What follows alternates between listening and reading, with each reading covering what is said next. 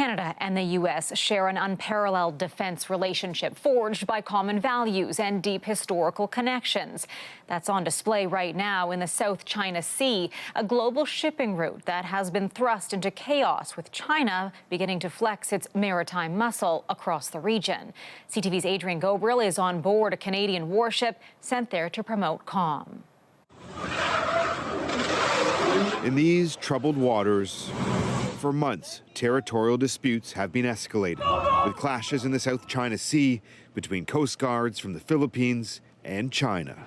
For the last week, the Royal Canadian Navy has been shadowed by multiple Chinese warships through the East and South China Sea.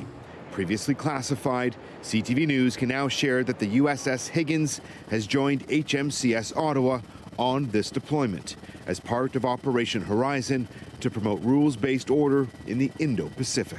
Sir, welcome aboard. Good to be on board. U.S. Navy Commander James Billings, the second in charge of USS Higgins, sat down with CTV News to discuss the value of collaborating with Canada. Working together, proving this interchangeability is one step closer to just being able to plug and play should a conflict arise.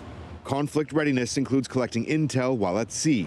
Enter the Canadian Air Force Cyclone helicopter, call sign Griffin. CTV News was given the opportunity to accompany the crew on an operation in the South China Sea.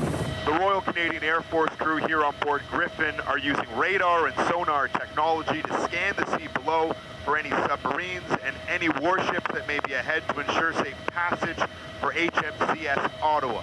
Now, anything can really happen in this airspace. We're currently near a spot called Fiery Cross. It used to be a reef, and the Chinese built an artificial island on top, complete with an airbase, combat aircraft, and mobile missile launch.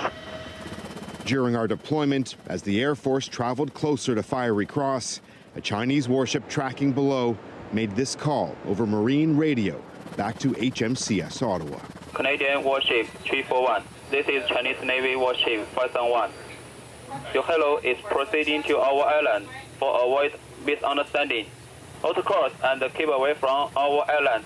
The Canadian Air Force pilots followed international regulations, staying a minimum of 22 kilometers away from the Chinese base at sea, though following airspace regulations didn't prevent a dangerous event from taking place during a similar deployment in October 2023. We began to have to go lower and lower in the air as the Chinese jets came lower and lower above our aircraft. Captain Theodore Yan, a Canadian Air Combat Systems officer, was part of the crew on board a Cyclone in October 2023, when a Chinese fighter jet intercepted them in international airspace, firing flares in their direction. I did look out of the cockpit windshield and see the flares come out in front of us. The thought that if one of those flares had actually collided with us or gone into one of our engines, it could have been a really bad day.